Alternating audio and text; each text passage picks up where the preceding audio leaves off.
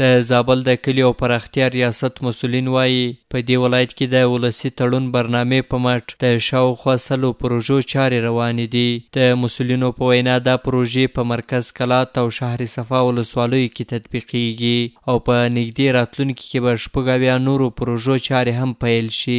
د سیمې اوسیدونکي هم په خپلو سیمو کې د ولسي تړون له روانو پروژو خوښ دي او د ساتنې ډاډ یې ورکوي. د زابل ولایت د کلي او پراختیا رئیس وایي په یادو پروژو کې خلکو ته د خدماتو ترڅنګ په لویه کچه د کار زمینه هم برابره شوې ده.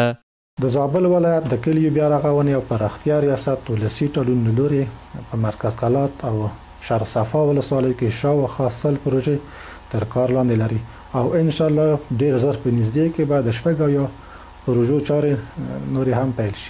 په هغه سیمو کې چې یادې پروژې پکې بشپړې شوې او یا تر کار لاندې د اوسیدونکي یې خوښ دي او وایي د پروژو ساتنه به کوي.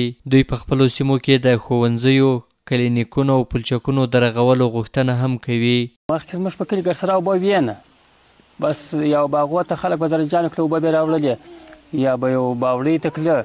اوس الحمدلله شکر دغه نه لام فعاله شوله، اوبه بیخي بس د هر کور مخ ته اوبه شته. له مخه موږ دا 2 کاله موږ په اوبو پر یاریانو په زرنجانو په ټکټرانو کې موږ له دښتو سره وړلې.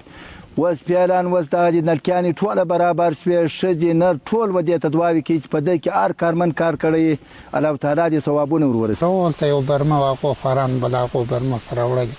اوس خو بیخي خدای تعالی دې راضي شي. اوس خلک ډېر خوشحاله دي، ډېر مایوسه وو مخکې. اوس ډېر طبیعت سم دی، د ټولو کار برابر دی، بیخي ښه دی. په زابل کې دا مهال د کلي او پراختیا ریاست تر چتر لاندې د ولسي تړون او اقرا برنامې د دې ولایت په مرکز او 7 ولسوالیو کې د سړکونو د جوړېدو، لمریزې برېښنا، ښوونځیو د رغونې او آبیارۍ په برخو کې پر پروژو کار کوي.